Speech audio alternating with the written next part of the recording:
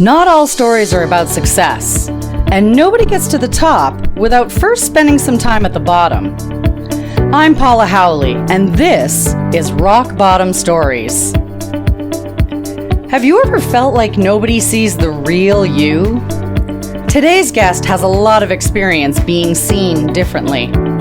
But his disability is actually a different ability that many don't have yet.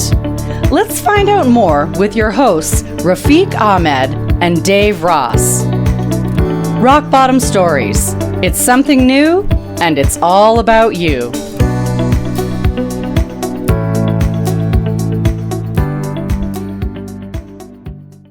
Thank you for that wonderful introduction, Paula. Welcome to all of you to Rock Bottom Stories, where it's something new every week, and it's all about you. And this week, it's episode 2. I'm your host, Rafiq Ahmed. And I'm Dave Ross, and I too want to welcome all of you for joining us here on Rock Bottom Stories. Rafiq, how many followers did you say we had last week? Well, if I had that number correctly, it was 320. Well, guess what? We are at 400 followers now, and I want to welcome all of our new followers. Wait a second, Dave. Did you actually go on and ask all your family members to join our Facebook page? Well, I can't say I didn't ask a few of them, but whoever they are, however they join, again, we welcome them. Now, Rafiq, can you tell us a little bit about our guest today? Definitely, Dave. Our guest today, Dave, is a sportsman by passion. He's a banker by profession. And guess what? He is more intelligent than you and me put together. That intelligent? Well, this is someone I can't wait to meet. But the truth is, Dave, that life has not always been so smooth for him. At a tender age of 7, when he should have been busy weaving in colors of imagination into his memories, he was forced to descend into his rock bottom when he lost his sight at the age of 7.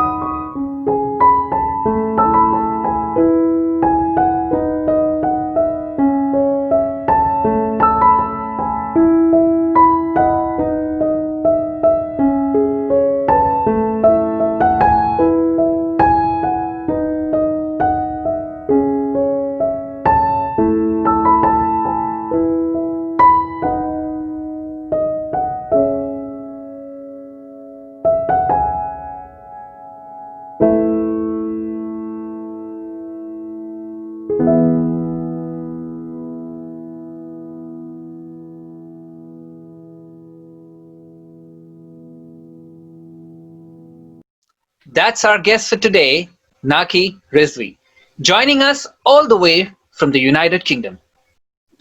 Welcome, Naqi. I want to welcome you so much for joining us here on Rock Bottom Stories.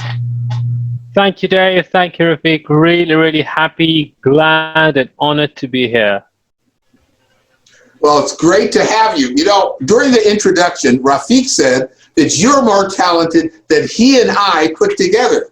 And, well, what is it exactly that you do? So let's get something straight first. You may be asking the wrong person this, because if you're talking about me, that is definitely not the case. I'm not as talented as you make me out. Hopefully, one day, I'll get there. So who am I? I'm 29 years old. I currently live in the UK.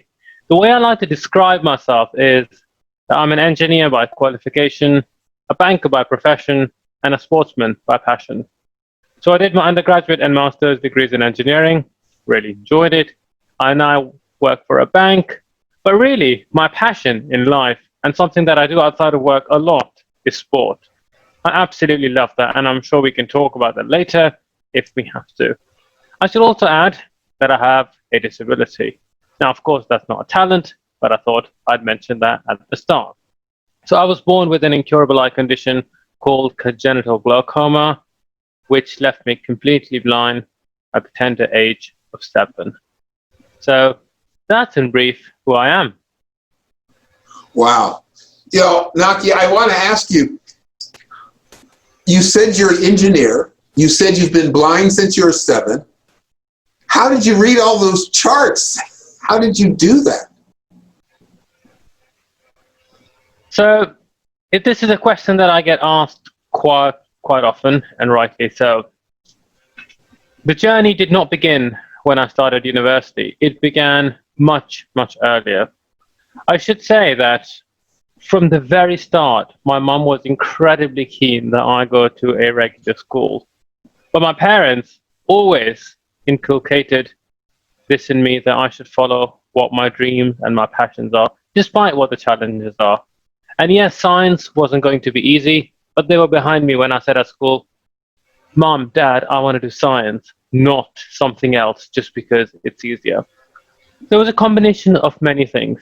When it comes to equipment and technology, I have a screen reader on my computer, which basically converts text into speech. That's how I'm able to read what appears on the screen. Now, obviously, that's not very good for certain subjects like maths, physics, chemistry, and engineering, where you have lots of diagrams, lots of charts, but also weird symbols, which aren't necessarily properly read by a screen reader. I also had an embossing sheet. So anything that you draw on it gets embossed so I can feel it with my fingers.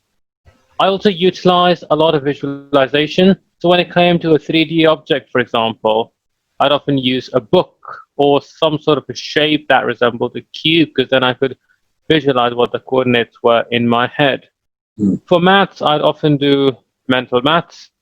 And when I was in exams, I'd have a reader and a writer who was able to read out the question. I would give the answer or draw something on my embossing paper for them then to be able to copy.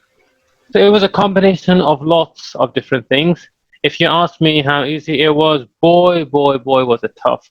At some instances, it felt I had to probably work 10 times as hard as my sighted counterparts to be able to get the same results, but it was definitely worth it because I really enjoyed it. And my professors, my friends were incredibly supportive when they saw how keen I was to learn. So yes, it was hard, but was it worth it? Absolutely. Excellent.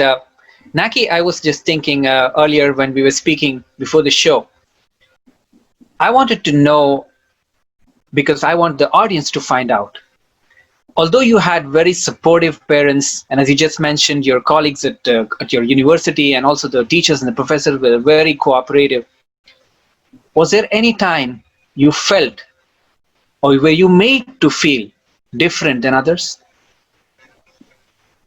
There's so many times that I can talk about that.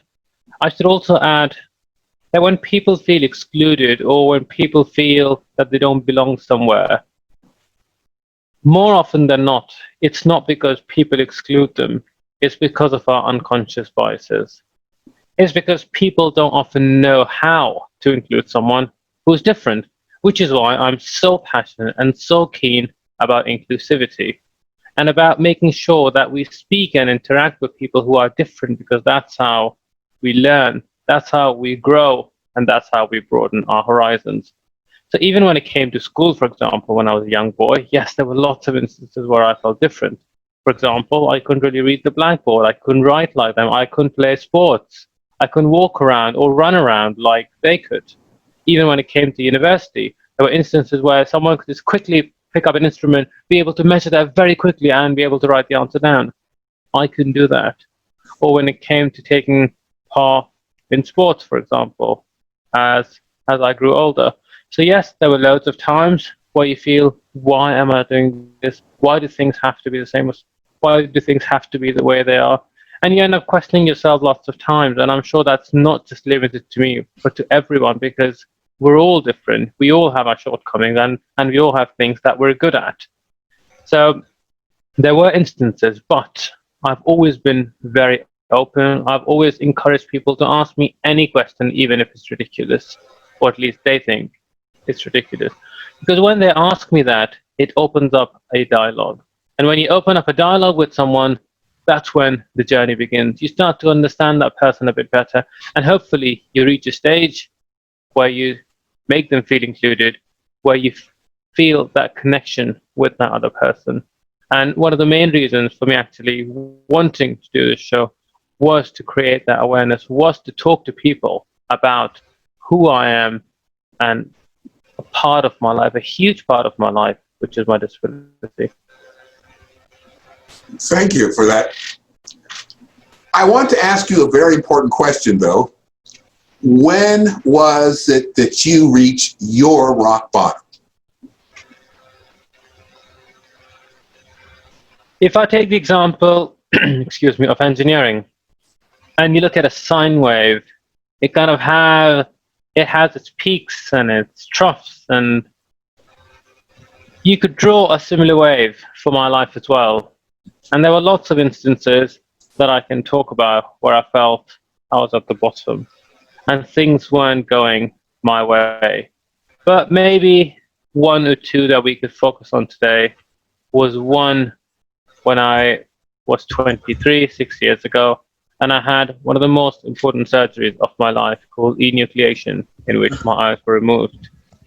And I think the second, which followed on just a year later, was around my, in some ways, failed attempt, at least at the start, to be able to pursue my dreams of coming to the UK. Okay. Wow. So what happened? How did you feel when you were at those troughs in your life? So let's talk about the first one when it comes to enucleation. As I said, I was born with congenital glaucoma, and one of the biggest characterizations of that eye condition is that the intraocular pressure in the eye is really high. So what that does is it puts pressure on the eye. It presses on the nerve. So the optic nerve is what connects the eye to the brain. And when that gets pressed, it causes a lot of pain. So I used to have pain pretty much 24/7 and photophobia as well.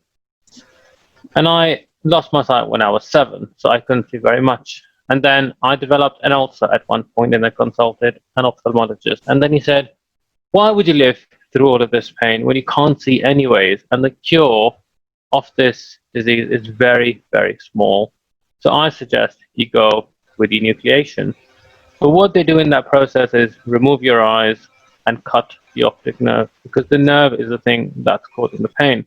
So what I have now instead is a silicone implant, on top of which I have a PMMA polymer, which is painted beautifully, so most people cannot make out that these eyes aren't real, but they are. Sorry, these eyes aren't artificial, but they are. So that surgery, as you can imagine, even before it, it was really, really hard. To think about losing such an important organ, even though it didn't work, was really hard. What if there was a cure 10 years down the line and I wouldn't be able to make use of that? What if it affected my life in a way that I couldn't imagine? There were so many what ifs and so many questions, and I did not know what the answer to any of them was. When I had the surgery, it was incredibly debilitating. It took me about 6 weeks to recover. Until this day, until the end of my life, I will have to maintain a cleaning regime, because when your eyes can, for example, clean themselves, my eyes can't do that. So I have to often clean them in the shower and make sure that they are taken care of. The other way in which it's impacted me a great deal is with my sleep, for example, because one of the hormones in our brain, which is regulated, which helps with sleep and wakefulness, is melatonin. And that is regulated with the amount of light that enters your eyes, which then sends a signal to the brain. Now, I don't have that. The melatonin levels in my brain are quite messed up. And this was not something I knew at the time. And it affects me pretty much all the time, unfortunately. So coming back to that particular time in June, back in 2014, it was really hard. It made me feel lost. It made me feel confused. It made me feel sad. And perhaps somewhere there was that little bit of hope. which is why I went for that surgery. And of course, my parents and my family were incredibly supportive and were willing to stand by any decision that I took, which was hugely comforting because I knew that I was not alone and I was not going to be in this trial by myself. I think that's just amazing. Naqi, I have been in school, and every one of us have been through that stage in school, growing up, and we all know for sure that not everyone is as accommodating and as cooperating as adults are, because when we are in school, kids can't accept someone looking different. I mean, let alone the fact someone actually having completely different ability than them. How did you cope up with this in that tender age when kids don't understand this at all? I don't even know how I coped with this. There are certain things which stick in my mind even now. As you said, Rafiq, when kids are young, they're experimental, they can be quite nonchalant, they want to try different things, they want to challenge the boundaries, and obviously it's not ill-intended, but that's who kids are. So I remember as a kid being in school and certain kids coming up, tapping me or hitting me and then running away, and then I had no idea who that person was or where they'd gone, which was really frustrating as a child, because as a kid you want to play and run like them, and if someone's not doing something right to you, you want to know who they are. Now, of course, as they grew older, a lot of them became my friends, and some of us are friends even till this day. As a child, not being able to read the board was really tough, and just basically not being able to be like other kids and not feeling accepted to a certain degree. Now, I remember as a kid coming to my mum and asking her why I was so different, why was I not like the other students in my class. And I don't think my parents often had an answer. But one day, my mum took my sister and I to an orphanage. And there I met lots of different kids. I remember this one girl who I met who had no eyes. And I think that changed so much of my perception. And I don't think I complained to my mum since. My dad as well, who always wanted me to be larger than life and not to be confined by the constraints that people put upon other people who have a disability. He made sure that I was able to enjoy the wonders of this world, and used to take me out to do sports or theme parks or just things that other quote unquote normal kids would do, so that I could feel that confidence. And of course, my sister, who's one of my biggest supports, empathizes with me at a level that perhaps no one else can. And we've had that very special connection since we were young. Even when it came to surgeries and stuff, or me not being well as a child, she was always there in her own special way to make me feel special. Wow. Family is so important, especially during those very difficult times in life. Are you still, you said you're still close to your sister. Is she also in London? Are you able to communicate regularly? So unfortunately, my family is not in the UK with me because I came here to study, and I still don't have a UK passport, and of course my family don't as well. So that has its share of challenges. So my parents and my sister currently live in the Middle East. Having said that, though, we have a really strong connection, and we speak to each other virtually every single day. We share, and my sister in some ways is my strength and my great source of news, who will let me know what's happening in the family, give me all the gossip, and just keep me abreast. So of course we miss each other, but thanks to technology we're able to stay in touch, and I try and visit them once a year to see them. Great. On that note, Naqi, if I will ask you to tell us that one person whom you think has been the most inspiring and the most supportive person for you throughout your life, who would that be? Now, that is a really difficult question. I don't know how I can answer that. And if I can answer it slightly differently, I would say that it's not one person. I think in different stages of my life, it's been different people who've impacted me in a very different way. So if I think about engineering, something I talked about slightly earlier, the role that some of my professors played was huge. And I remember this course in computer-aided design, where some of the teachers perhaps felt, how could Naqi do a course where you have to look at 3D objects and draw them? But one of my professors saw how keen I was to learn and said that he would become my screen reader. He would describe what's happening, and I could then, via him, feed the input into the computer, and then he would describe what the outputs were. So there's loads of people who've touched my life in so many different ways. But of course, if I had to mention one entity, it would be my family, because they've been with me through thick and thin, through every single situation.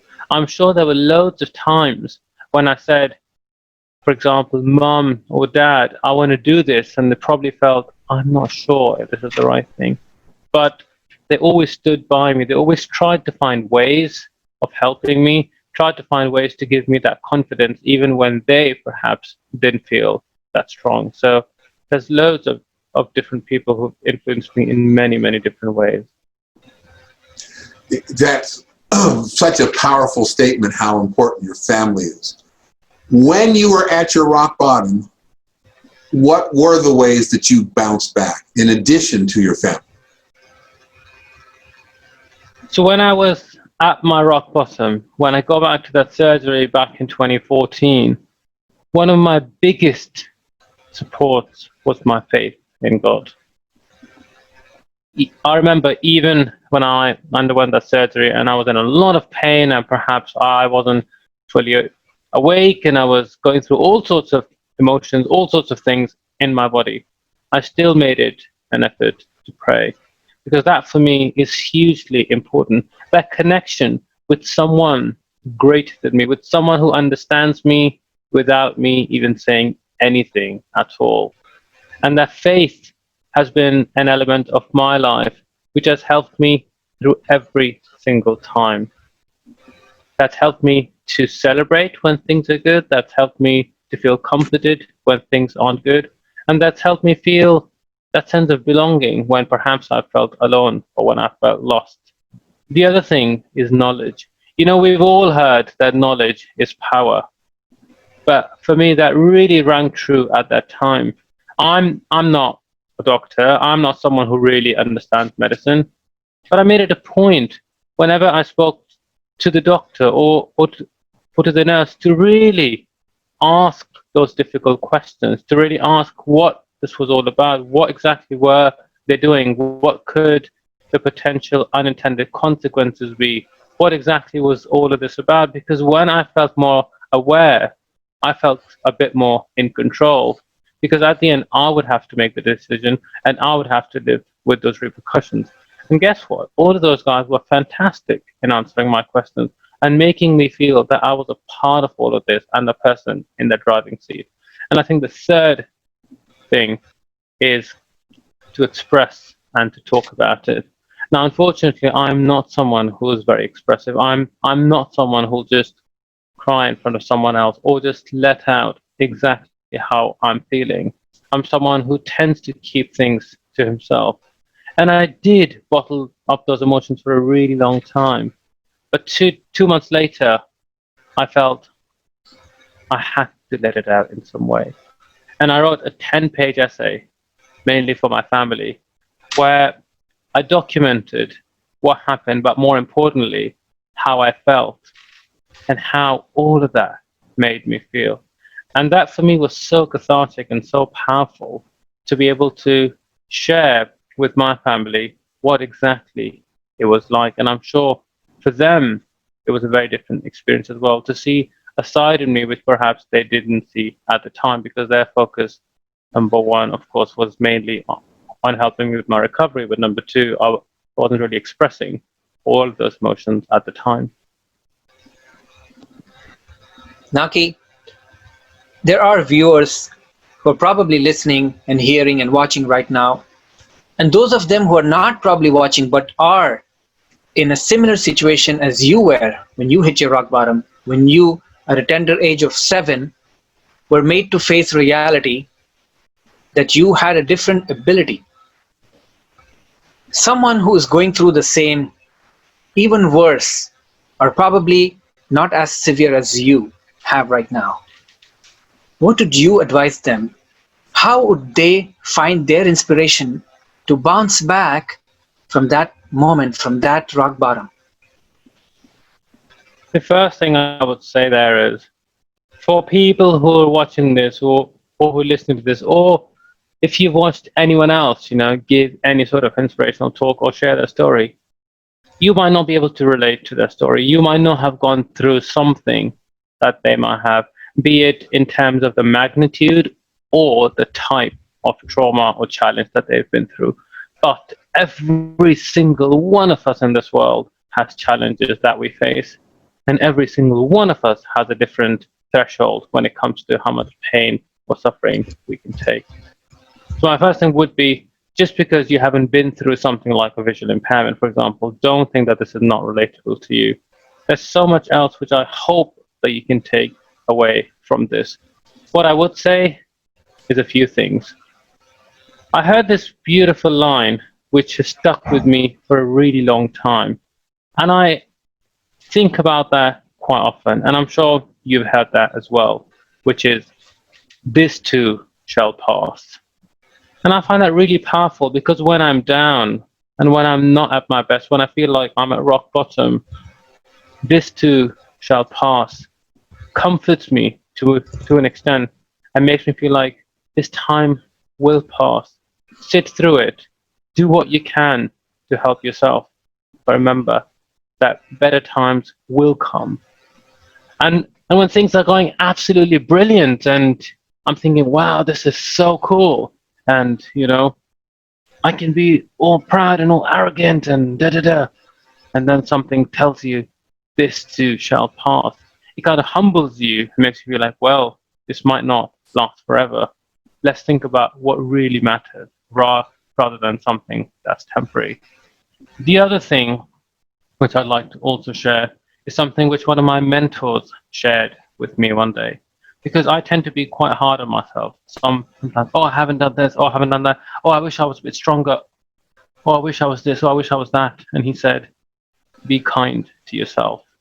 Oftentimes when we speak to other people who have challenges and difficulties, we console them. We tell them how great they are and how brave and strong they are.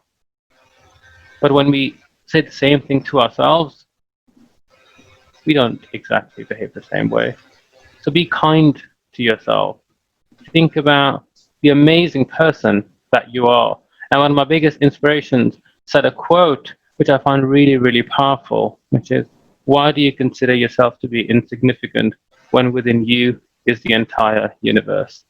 And the third and the final thing that I'd like to say is, you might not feel very strong or very much in control at this time.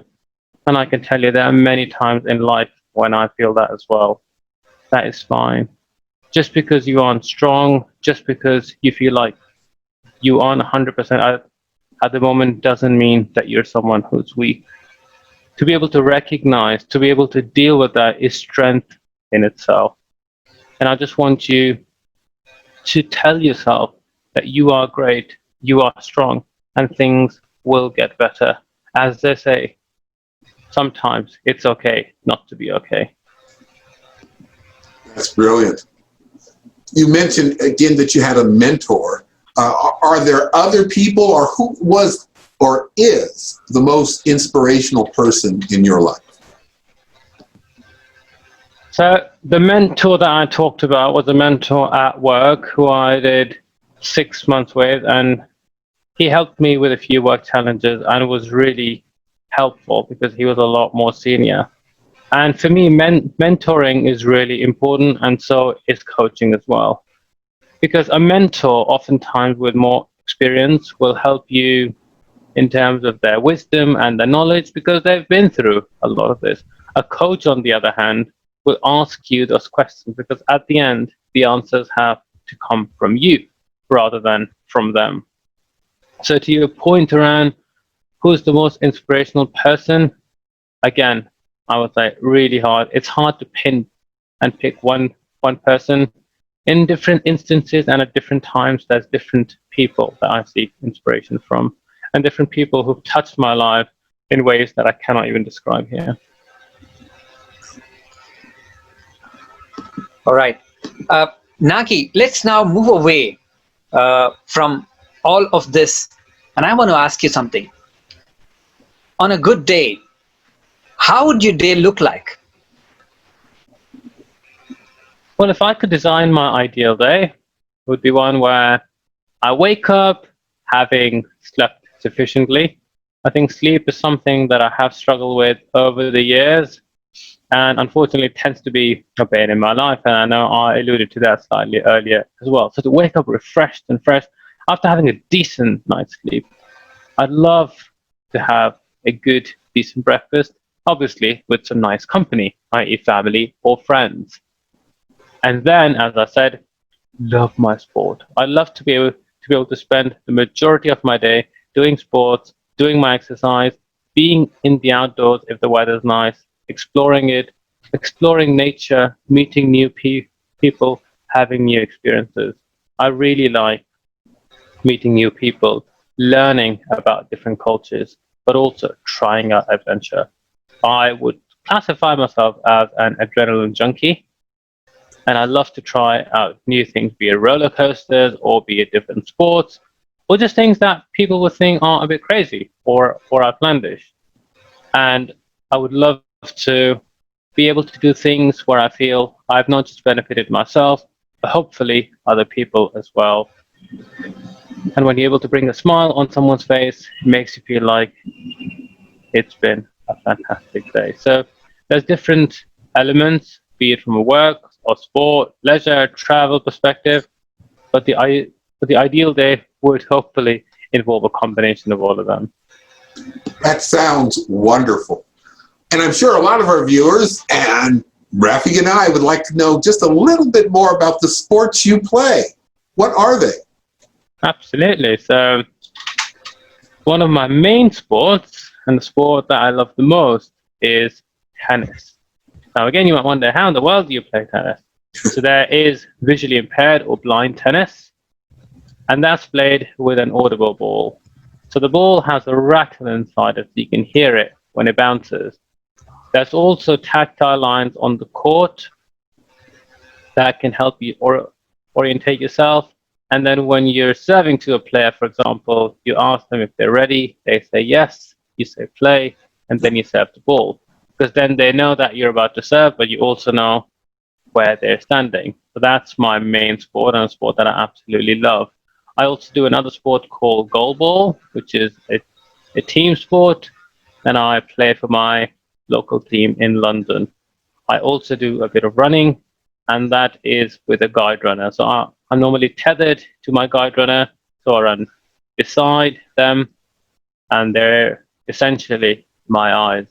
I've done 2 half marathons with my guide runner and was hoping to do the marathon, which unfortunately got postponed recently. And then the last one, which I tend to do regularly as well, is cycling. So I have a tandem cycle where I have someone riding at the front and myself at the back. Wow. Well, that sounds fun and interesting and far more complex than I could do. So I think we were right, Rafik. He is more talented than you and I together. This has been wonderful, Naqi. Thank you so much for sharing. Thank you so much for giving words of inspiration to our viewers. And I hope to say thank you so much for being our new friend. Thank you for the opportunity, and thank you for accepting me. Yes, and thank you also from my end as well, Naqi. You took this challenge to come over and connect with us. And as I know, you were probably having a good day until we logged in and we said, you have to log in right now and get ready for the shoot. But it was our pleasure. Thank you so much. And the objective was to find inspiration, Naqi. in rock bottom stories of regular people like you, me, Dave, or someone out there who has a story of hitting rock bottom and they want to be heard. It's our absolute pleasure of having you here, and we just wish that you could be here in person with us in our studio, but we'll make that happen one day when all this COVID and everything is done. But until such time, we have our virtual hug for you to make you feel warm and comforted, and you should do that too, Dave. Absolutely. Absolutely, guys. Thank you so much. And I really, really hope that we can meet in person one day and have nice physical hugs rather than these virtual ones. And that was our guest, Naqi Rizvi, sharing his rock bottom story. Thank you so much for sharing, Naqi. Do you have a rock bottom story that you wish to share? All you need to do is to leave a comment under one of our videos, or even better, message us. Tell us about your rock bottom story, and we would love to hear them. Because you never know, next time it could be you sharing your rock bottom story. Because let's not forget, this show was something new, and it is all about you. Join us again once more, same place, same time, for episode number 3 of Rock Bottom Stories. Thank you so much. Stay blessed. Stay inspired. See you next time. Bye now. Thanks for listening to Rock Bottom Stories. Do you have a rock bottom story you'd like to share with Rafiq and Dave? Visit our Facebook page, Rock Bottom Stories, and tell us about it. Don't forget to like and share our page, and listen next time. I'm Paula Howley for Rock Bottom Stories. It's something new, and it's all about you.